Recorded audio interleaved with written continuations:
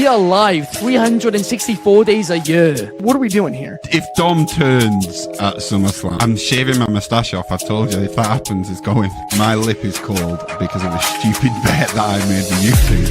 Oh, good. Wrestle's better than Daniel Bryan Daniels. Better than Okada. How did you not get sushi after Monday Night Raw? Good evening from Swansea, wrestling fans. I'm your host, Ben Allison, and you are watching Wrestling Republic's daily broadcast at an earlier start time today because SmackDown starts in an hour over in France, of course, internationally available on Netflix in the US. Unless you have a VPN, you'll have to wait until later tonight when it is on the USA Network at the normal time. But we do have a stacked show for you guys. We are going to be getting into Clash in Paris, our predictions for that show, and previewing all of it from top to bottom. And to do that, I need a great panel, and I certainly have one. Let's kick things off with Shad Talk Scraps. How are you, Shad? What's going on, Ben? Yes, it is prediction day. We got a jam-packed weekend of professional wrestling to watch. I'm super excited about it. And yeah, man, let's see how I do with the predictions. I might throw some that might have y'all kind of thinking I'm a little controversial per usual. Ooh, wow.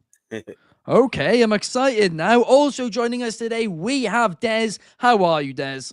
I'm doing good, Ben and Shad. Obviously, yesterday, news broke, which is why I'm wearing this jersey. But what a better way to stop thinking about football, to go into wrestling. And what better way to go into it with one of the best crowds of all time in Paris, France. Very excited for this show. Let's get to it. Absolutely. It's not quite as good as a British crowd, but it's, it's all right. But without further ado, let's kick things off and let's talk about John Cena versus Logan Paul, a match which is clear that both of these men wanted this, but a lot of fans aren't happy about it. John Cena now only has like 10 dates left, and one of those is being used on a Logan Paul match. It is dividing opinions, but I am excited for it, and I also think that John Cena has to get the win here. I mean, if he loses this, that's back-to-back losses for John Cena heading into probably bigger matches. I feel like as a babyface, he needs to get a W, but what about you, Shad? What's your take? Yeah, I mean, I'll be completely honest with you as we look at you and not look at me. Yeah, StreamYard's acting up. StreamYard, it does that sometimes, yeah. So I'm not one that is very excited about the matchup, more so just my thoughts towards Logan Paul as a performer. I think he's a solid professional wrestler. I think he's athletically gifted. I think he delivers when his number is called. He's just never done anything to have me truly interested or intrigued into anything that he does storyline wise, because I just can't get the character. I guess he's playing a little bit of himself maybe, but to me it seems like he's himself trying to play a wrestler. I feel like he should tap into more of a different bag on that, but that's needless to say. I think you add that and also just the fact that he's an outsider to me. I don't care. I will always hold that sentiment towards him. And this is John Cena's last hurrah. He should be going against the top of the food chain or the next in line that will be at the top of the food chain. I don't know if Logan Paul is at the top of the food chain. I don't know if he's next in line to be at the top of the food chain. I think he's one of these wrestlers that, he's here for when it's the big shows or you call his name for the big matches. And to me, I don't think you gain a lot for it. Maybe it's going to do a lot of numbers online. I don't know. These are stuff that are way past my age range, I guess. This is a young man's sport. But when we talk about the match, I think it should be a solid one. I don't think it needs to be a long one. I think Logan Paul is the perfect partner to make John Cena look strong. John Cena is going to lead the way. You'll probably hear him lead the way, but he will lead the way in the match. And I do think John Cena does need to win. I don't think there's any benefit of Logan Paul winning this. I think this is a more standalone match just to kind of add to these dates and give you something to watch. But I think Cena comes out victorious, and I don't think Cena should lose a match until he retires. Wow, a big statement there, but actually one I can't really disagree with in all honesty, because again, then when he does lose, that will be a significantly bigger deal than if he loses tons along the way. But Des, what about you? What's your call? Hey, what makes predictions fun is that you guys both agree Cena's going to win. I'm going to pick Logan Paul. Now, as much as I would like John Cena to win, I just feel like this rest of his run is going to be flip-flop compared to his other run, where before he was beating everybody. Now I think he's going to put a lot of people over. And I think a good way to start it is with Logan Paul, because what makes Logan Paul even more insufferable as a heel is if he goes around saying, I beat John Cena in his final year. And I feel like this can propel him to the main event picture, which I know most people are not happy about, but I feel like it's in the future. Now, I got to say, this is going to be a pretty good match. I feel like these two are going to have really good chemistry together. I know John Cena's obviously up there in age, but after the match you had with Cody Rhodes, I could feel like this is going to be a really good match, have some really interesting spots. And ultimately, I do think Logan Paul is going to win, probably some way of cheating. Maybe, who knows, maybe the brass knucks, right? A little bit of a callback to John Cena back when he was, doing the whole thing in 2004 with the United States Championship. And to add one more prediction, I think Brock Lesnar will come back at this show. He will F5 John Cena. He will F5 Logan Paul. And then I think he will finally make the challenge for WrestlePalooza, which will be happening sometime soon. And this is all just predictions, but this is what I got. That is a hell of a shout. Of course, WrestlePalooza, September 20th, I believe. And that match, I mean, on that stage, we already know ESPN is saying it's John Cena against one of his longtime rivals who he hasn't faced for a decade. I mean, look, it could be Santino Marella, but it also probably more likely is Brock Lesnar. But his best, love it, his best rival will be wrestling that same day in Toronto, Canada, with that is Christian true. in a tag team match. The real Forbidden Door, maybe. I'd be all for that. Maybe. They really mixed it up. WrestlePalooza's actually an All Out of the same day, because they're going to just do two mixed shows and it's going to shock everyone. Can you imagine? That'd be insane. Fernando agrees with Shad, and University says, what's up, gang? It's international. I'm so glad we didn't trade our best player to Green Bay Day. Of course, making fun of Dez. I don't understand the reference beyond that, but something to make fun of Dez. The Dallas Cowboys traded their best player on the entire team because their geriatric owner doesn't want to pay him, and we love it. This is absolutely amazing. Fair. Jerry Jones. For context, Ben, I'd probably say this is like Barcelona loaning off Lamine Yamal. That's pretty much what it feels like. To like PSG. I think it's the best way I could say it. Loaning, so you get him back. Oh, not loaning. Trading him. Yeah, like selling him, transferring him. That's transferring him, yeah. Like. Yeah. Are you getting a lot of money for it at least that you can spend on other players on the team? No yeah, money. You get cap room and you get future draft picks, but like it's like what he just said, or like Holland, like he's in the prime of his career at a very young age. Yep. This sounds completely backwards to me. What on earth? That seems like this is the worst decision in the history of decisions. I now understand why Dez is so furious today. Yeah, it's pretty bad. But it's all right. We got wrestling. Great way to show We do. We have wrestling, and we also have Nikki Bella, because she will be taking on Becky Lynch for the Intercontinental Championship. And I said this after Monday Night Raw, but I'll say it again now. This feud to me feels like a really big deal. Nikki Bella's promo this week on Raw made it feel like a big deal. Becky, let's face it, everything she does is big time. Her name is Big Time Bex for that reason. And I'm really excited for this one, but I cannot see a universe where Nikki Bella wins. What's your thoughts, Des? I gotta say, it's really interesting because if I'm not mistaken, I think 10 years back was actually when Becky first faced Nikki Bella, back when he had a Divas Revolution, which it's those little snippets that WWE does where it's like you go back to it, whether intentional or not. I think it's really cool. I gotta agree with you, Ben. I think the feud is really interesting. I think Nikki's done a lot better with her promo, and I think Becky Lynch is honestly one of the hottest women right now in the company in terms of star power. She truly is doing such an incredible job with this new character, and I think she's killing it. I gotta say, though, I am gonna pick Big Time Bex getting the win over Nikki Bella. I just don't see see Nikki Bella winning this. If anything, I could see her going for like the Women's Tag Team Championship. But then again, WWE's pulled a lot of shockers this year. Maybe this is something they pull out of the cap. I'd be absolutely stunned, but you can never say never. What about you, Shad? Oh, my bad. Sorry. I was reading the memoir of the greatest women's wrestler of all time, Becky Lynch, our Intercontinental Champion, the one who will absolutely demolish Miss Nikki Bella. Also signed it for me if you didn't know.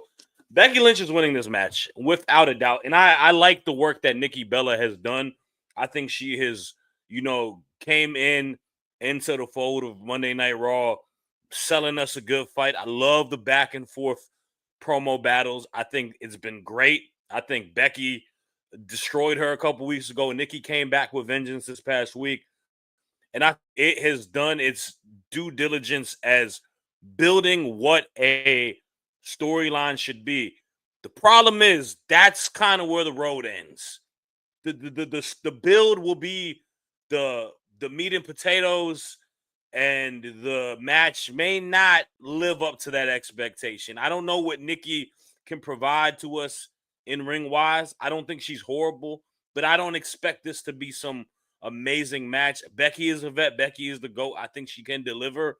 But yeah, I got Becky Lynch winning, man. I think she is going to continue this reign and show her reasoning why she's the greatest of all time. There was a match in, I believe, 2016, maybe early 2017 on SmackDown between Nikki Bella and Carmella. And I remember going into that match, I had no expectations, but I came out of it and I was like, wow, that is an amazing match. And it was a match where I was like, Nikki can go in the ring. I think this is going to surprise you, Shad. I really do. I think these two ladies out on Sunday are going to have an absolute banger. Yeah, for sure. I don't think it's gonna be bad. But I also feel like, I'm still a little sour that we're not having Stephanie Vaquera having a match on this show. The only women's match. A lot of people feel that way. Match. Yeah, like Stephanie got the short end of the stick for whatever reason. Obviously, I know Naomi, that's amazing, but yeah, it just, the reasoning of it made me more upset. I think just Adam Pearce. Don't worry, I got you next week. Bruh, if you know, tell her right now. Tell us now, bruh. Yeah. Exactly. It's really bizarre, and a lot of people are saying it. If this was a men's title, would they take this long to figure out the situation? No. It depends on the men's title, I feel like. It wouldn't. If it was the men's world title. Oh no, no. They would have a battle royal, a tournament, something that'll be in position for it. Yeah, come on. Yeah, I agree. Within the day that the person vacated the belt, there would be something in place. And I'm saying, look, and I'm also saying that as I think WWE has done an actual great job with the booking of the women's division as the last few months, a lot of this year. Like, I think there's been emphasis, especially on Raw. There's a couple feuds that are going on, right, with the IC title. Obviously, we're going to see what's going to happen with the world title, but then you got everything going on with the tag picture and the Judgment Day, and then Io and Rhea, and Asuka. Like, there's a lot happening right now. So it's going to be interesting to see how they maneuver that. I just think, look, it's more so the reasoning more than that. Like, I understand why she's not on the card is because unprecedented situation. But yeah, as fans, that's a world title. There should be more emphasis on the explanation. There should be more creativity on the explanation. There's just a little backstage segment with Stephanie and Adam Pearce. Like, it doesn't do a lot for me, it doesn't. You're bang on. You are completely bang on it. And Fernando completely agrees as well. And Fernando is saying Becky will win, and so is Aunt You. But without further ado, let's move on to talk about Sheamus versus Rusev. This, if I'm being completely honest, is the one match on this card which I'm not necessarily excited for. And not that I don't think it's going to be a great match, because I do think it'll be a banger. But we've seen it so much recently. And not only that, But this storyline, like, it's kind of just been a whole lot of nothing. And I did enjoy the promo package they did on Raw, where Sheamus was like, I finally brought back the old Rusev. But that hasn't been the story they were telling up until that promo package. It feels like it's just missing multiple parts of this story. But what are your thoughts, Shad? Look, man, I have said it on Raw reviews the last few weeks as this storyline has started. It is boring. It is absolutely boring. Rusev, since returning into the WWE, has felt so lackluster. He hasn't looked like a menacing beast as he was when he was in, when he was Miro coming into AEW. He's not Rusev Day anymore. He's just he looks like just a grumpy man. Just a grumpy man who wants to fight, I guess. Not even like angry, not even like a beast. And I think the match, the thing is this, if this is going to be a feud that goes to the next level where it's just uber violent and all that, well, then these guys need to step it up to that degree to make us feel like that. To me, it's just a bunch of them throwing hands back like out there, and it's just rinse and repeat. And that's what the match is going to be. It's going to be a Donnybrook match. I think the Donnybrook match is a corny gimmick. I'm going to be honest with you. The pub stuff and all of that, like, it feels corny to me. Like, and I like both of these guys. I like Sheamus a lot. I just wish there was better storytelling to it or more of a reason for it. It's more so just, we'll just have y'all slug it out for all these weeks and then have the blowout match. So I think the match will deliver. I say that to say this. I think it's going to be a remarkable. I think their matches against each other have been pretty good for the most part. So I hope this one is the best. I think having it in Paris is probably the smartest idea because the crowd is going to eat it up. They're going to love it. They're going to love the chaos that comes with it. And that will serve best for these guys. In regards to a winner, man, this is a tough one. It's a must win for both guys because this wins the feud. But I think I'm going to go with Rusev. I'm going to go with Rusev. I think they need to kind of position him in a better place. I think Sheamus could potentially eat the L because he's a little Teflon right now as he's a vet. So I'm going to go with I completely agree with you on that one. Rusev has to win. He's looked not weak since returning, but he's not done really much since returning. So he needs to win his first major program. But to your point, what the point in this actual feud is. I originally thought what they were going to do is they were going to have these guys end up being a tag team, do a Cesaro and Sheamus type situation where they have so many matches and it eventually concludes in them being a team. And I think, to be honest with you, that would make both of these guys a lot more interesting right now. But based on what's happened the last couple of weeks, I don't think that's the direction we are heading in. But what about you, Des? What is your call? I gotta say, I agree with you guys on a lot of points. I do think this feud, outside of the hard-hitting style, there's really not much of a story, right? It's just more so of trying to find the old Rusev, right? Like you mentioned, no Rusev Day, no game changer, no nothing, just plain Rusev. And I gotta say, I think this will be a really hard-hitting match. Here's my thing about this match. If they can get just a little bit of the magic they have between Sheamus and Gunther at Clash of the Castle in 2022, this is going to be a match that Paris is going to eat up because you get a hard-hitting match, very New Japan style match, strong style match, where they're just like absolutely clubbing each other in the chest. Now, for a winner, I don't know, to be honest with you. I think this is one of the toughest ones to pick. So I don't have a coin, so I'm going to flip this bottle cap, okay? And if the bottle cap, this side, this is Sheamus, and this side is Rusev, all right? All right, here we go. All right, the cap is spoken. I'm going to go with Rusev getting the big win in Paris. There we are. I mean, that's a first one on Wrestling Public's predictions. A bottle cap deciding the winner. Fair enough. It's spoken, and I think it has spoken correctly. Yeah. If he gets it wrong, we're gonna just blame his bottle cap for all of us. Exactly. It's 50-50 booking, man. I honestly don't know who's gonna win. You can argue both sides. It's been a 50-50 booking feud for sure. I will say that. Yeah. But Fernando says the WWE Universe has moved on from these two men. I mean, I don't know if they've moved on from Sheamus, to be fair, but Rusev, there's not much momentum there. Man, Sheamus could honestly be a main event babyface if they wanted him to be.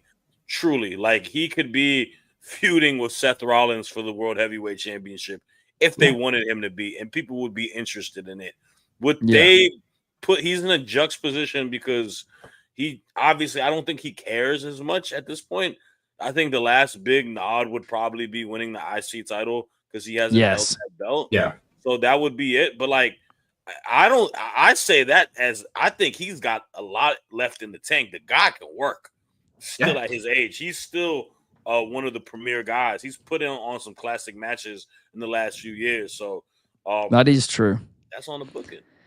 I mean, a Right. lot of people are talking about Chris Jericho right now. Sheamus is somebody who maybe could go to that age in the ring and still be working a full-time schedule like Jericho was doing in AEW. Of course, 47 already.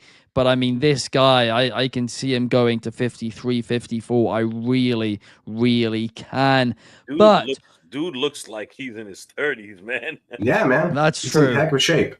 I always forget he's 47, and every time I see it, I'm like, what? It is I know, nuts right? to me. But up next, I need to plug a couple of things.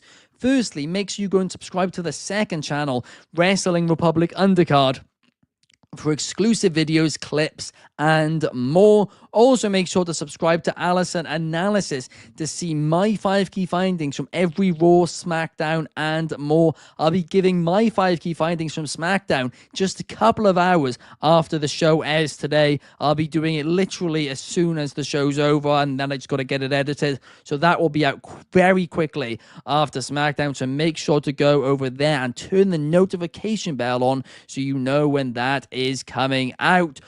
Also, make sure to download the Etsy app if you have not already. Clark and you are going to be doing a lot more streams on there soon, so make sure to go and download the Etsy app on the App Store or Google Play Store and head to the upcoming stream section to see when we will be streaming. Basically, it's like a stream we do on here, but the difference is you guys can jump in too. You guys can turn your mics on, you guys can turn your cameras on if you want to, and ask questions, debate things. It's a whole lot of fun. But without further ado, let's get back into the predictions and let's talk about the tribal chief versus the tribal thief. Roman Reigns, Bronson Reed. This one is going to be fantastic. This one might just be match of the night. It is going to be a clash of titans, and I'm excited for it. But the big question is, Des, who is going to actually win?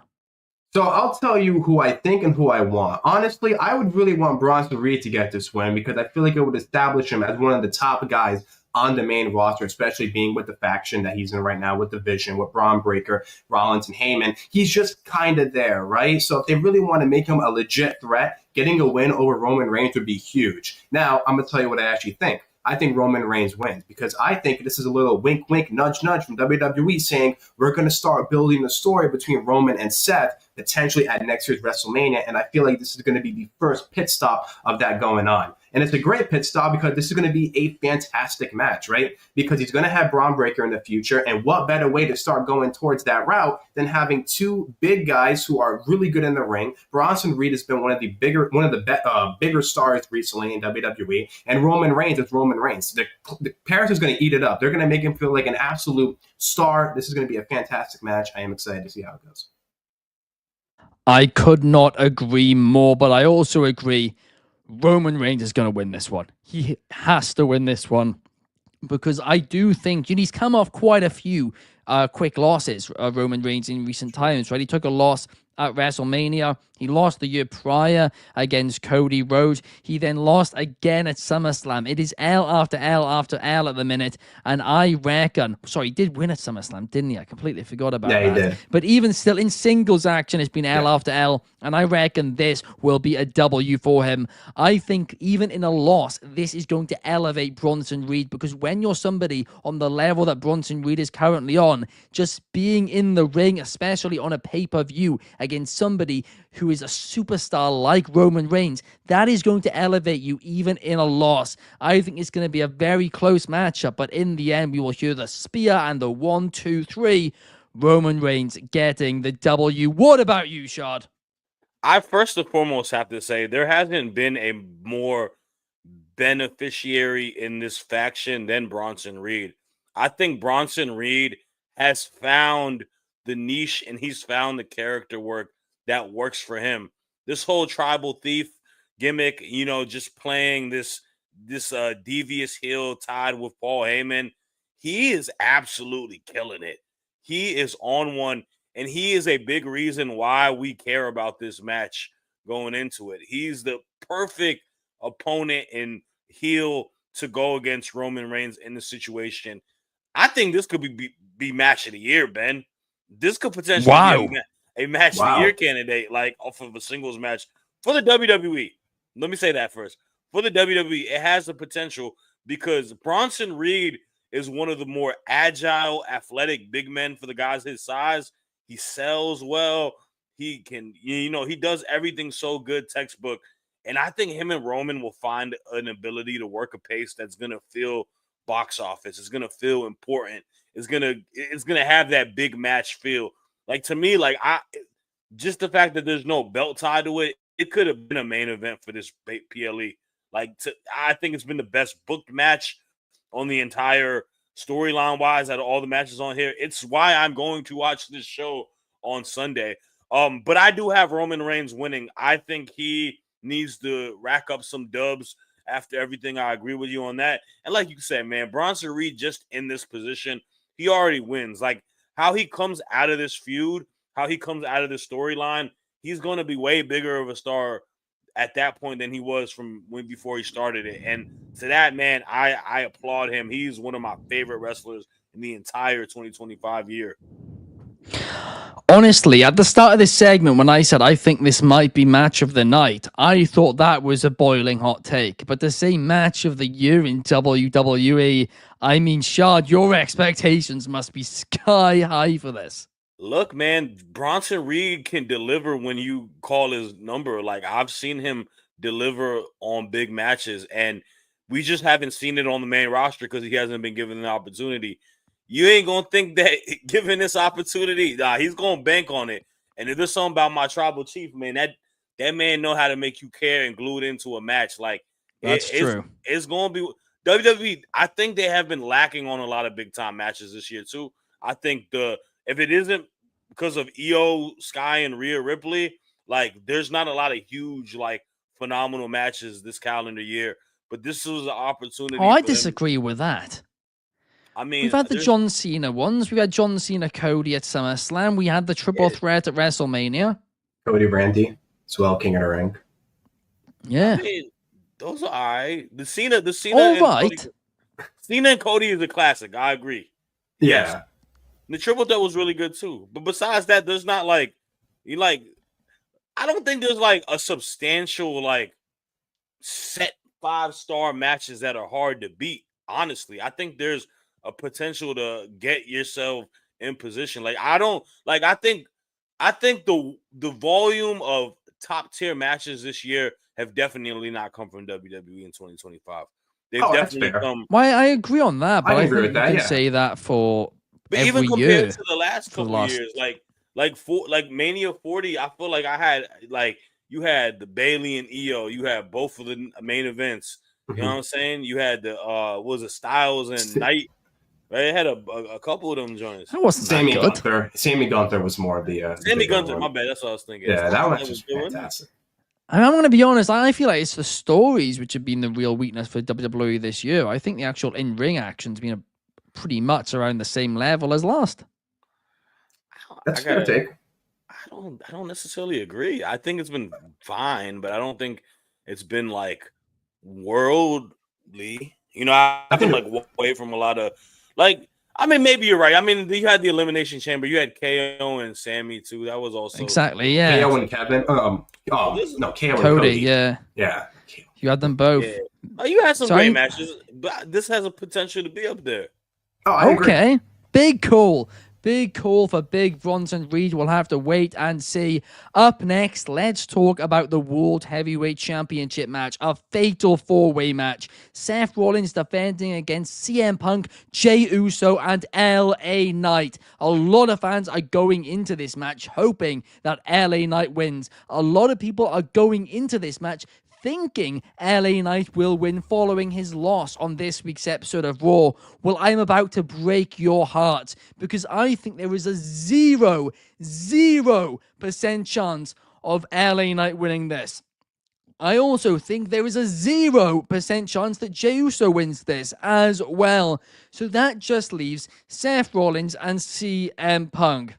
And if CM Punk was going to win this match, it would not be a fatal 4-way. It would be a one-on-one against Seth Rollins because we're blatantly getting to that. So in other words, I am absolutely dead set, certain, convinced, any other word that you want to use, that Seth Rollins is going to be walking out as World Heavyweight Champion. And still, what about you, Shad?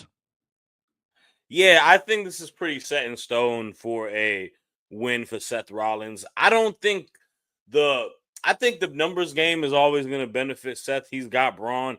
Bronson can always come out. And there's always going to be overbooked shenanigans. The wise man's in his corner. But like you mentioned, there isn't anything for me to feel like these other people would win, maybe besides Punk. And to that point, yeah, Punk and him would have to be a victory in a one-on-one setting. I don't think him winning in a fatal 4-way does Punk justice. Also, I think Punk would probably win in a more grander stage. No offense to Friends, no offense to, Clash, but I feel like it would be in a situation where, yeah, it's going to be one of these matches for one of these bigger cards. And to me, it's matches and you book kind of like oddball people like LA Knight and Jey Uso, who, Jey Uso being a former champ, but not really being in that world championship picture right now, as well as LA Knight, someone that has kind of been more, relegated as a mid-card guy. It means Seth is going to win, man. And I think Seth, he's kind of just getting the ball rolling on his title reign. So it wouldn't make sense for him to lose it. So, yeah, I got Seth retaining. Well, we are on the same page about this one yet again, but what about you, Des? All right. I got a prediction, a pitch, and a question. The prediction, I'm going to get it out of the way because it doesn't need more of an explanation. Seth is going to win. There's no way Seth is losing this match, right? It just doesn't make any sense, and I feel like Seth's going to hold it for a while. Now, here's what I think is going to happen. I think there's going to be a moment in the match where CM Punk is actually going to have a chance to win, but the referee will get knocked out, someone like that, or the ref gets pulled out. And I think, ultimately, Seth Rollins is not going to pin Jey Uso. He's not going to pin LA Knight. He's going to pin CM Punk. And I feel like this is the right choice because if he pins LA Knight, I feel like it hurts LA Knight. And if he pins Jey Uso, I feel like it hurts Jey Uso. He pins CM Punk, it's CM Punk, right? It's not like his value is going to go down the drain. He's always going to be CM Punk. So I feel like Seth pinning CM Punk would be great, which is why I think Seth is going to win. I think he pins Punk. Now, the question I'm going to ask is, do you think the fourth member will be debuted in this match? Because I feel like that has to be a possibility, right? There's a fatal 4-way. There's going to be shenanigans, and I feel like I just got to ask you guys that. Sorry. What's the question? I was saying, do you think a fourth member will be debuted for Seth's vision? Oh, right. Sorry. I thought you meant fourth member in the match. No. There's already four of them in the faction. Yeah. No, I don't. I don't think you need one. I wouldn't add a fourth at all. Like, I think we're just forcing the agenda for it because people want it to be like Evolution now it's fine how it is. Like, I think Bronson Reed is the big guy. Braun Breaker is kind of like just the young up and coming beast that could potentially, that he's going to be in the shadows of Seth, and Seth is the ringleader, and then Heyman is the talker. So I think that's true. I think the group is pretty good as a cohesive unit, and I think they've substantially gotten better in the last month or so from when it started. So easily, yes. Since Seth's won that title, there's no doubt about it, and I agree at this point. I felt for the longest time like there should be 4 or 5 members in this group. You guys know me. I had all these pitches and all of that. But the reality is now these guys are working together so well, and it's been so long with just these 3 guys. I wouldn't add anybody because I think it is working the way it is. But what I will say is, based on our predictions today, is this show too predictable? Because we've only disagreed on one, and that was when Des predicted Logan Paul. Apart from that, we've all completely agreed across the board. Yeah, it is predictable. This is I mean, look, man, these shows are filler PLEs. I hate to break it to y'all. They're filler PLEs. These are big shows to put out to the international crowd. It's fun, it's entertaining, but nothing substantial will happen at them. Like there will not be title changes that happen on them. Like these are just feel good shows and whatnot. If we're gonna have big moments, I feel like they put them on bigger shows or like on bigger program weekly shows and stuff like that for Netflix and stuff like that. But for this, nah, I don't see a lot. I know tonight they have like 3 championship matches on SmackDown too. That is about That's to happen true. in like 30, 25 minutes, you know. So maybe one of those titles flip. It was like the tag titles are they on the line? I think it's the number 1 contenders match, if I'm not mistaken. Yeah. I think it's Profits versus Melo Don't Miz. I might be wrong. Yeah, it is. It is number 1 contenders. Man, they really burning out all these great tag teams for Melo Don't Miz. You don't like Melo Don't Miz? I like them. I think it's a good pairing. Oh, not at all. Melo Don't Miz are great.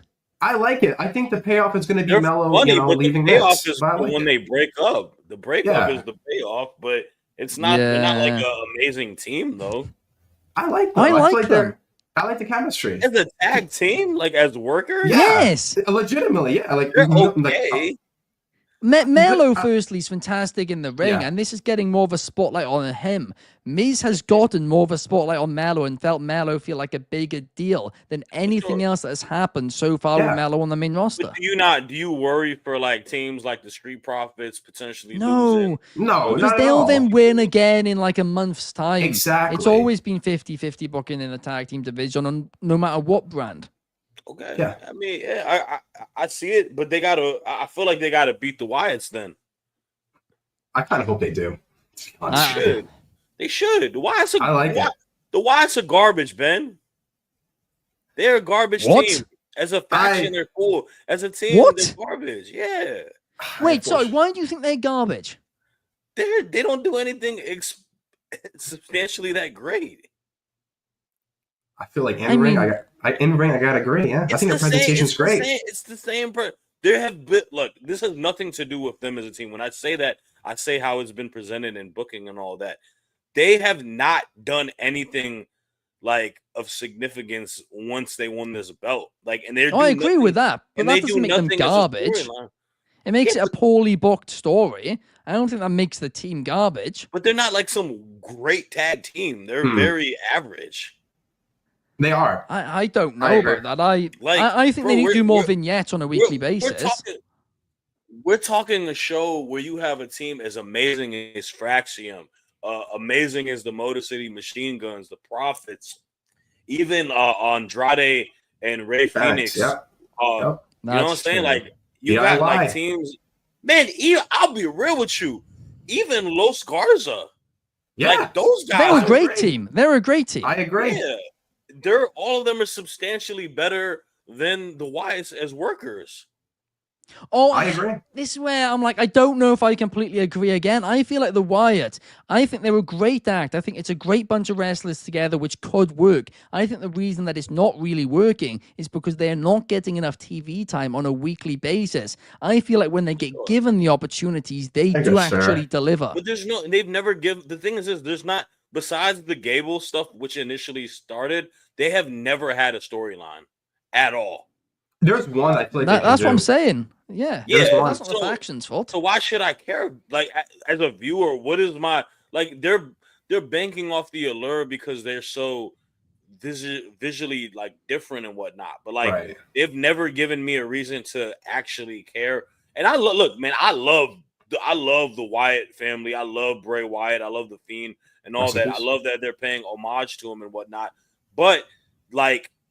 Why the other thing is this? Why are these guys all in the team? They haven't really explained it. You know what I'm saying? I don't want them to explain that. I want them to leave it how it is because I like the mystery surrounding it. But I do agree we need better storylines from them. I do agree that we need to hear more from them about what their actual aims are. And of course, they're going to be cryptic, but I think they're being a little bit over cryptic in terms of we really have no idea why they've taken these tag team titles and what the point is. So I agree on that part, but I don't think their team's garbage. I actually think they're two really good workers. I think they've got a lot of potential together. I just think the execution by WWE is what has been poor. I want to add one thing too. Is I mentioned this on one of the dailies. You know how you make the Wyatts interesting? You do MFT versus the Wyatts. I think it would be so funny.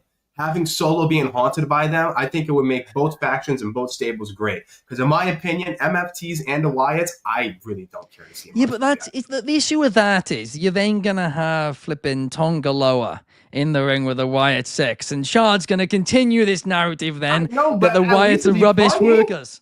You know, it's like, whatever. You name the two teams I do not want to see wrestle on SmackDown. Me either. I agree.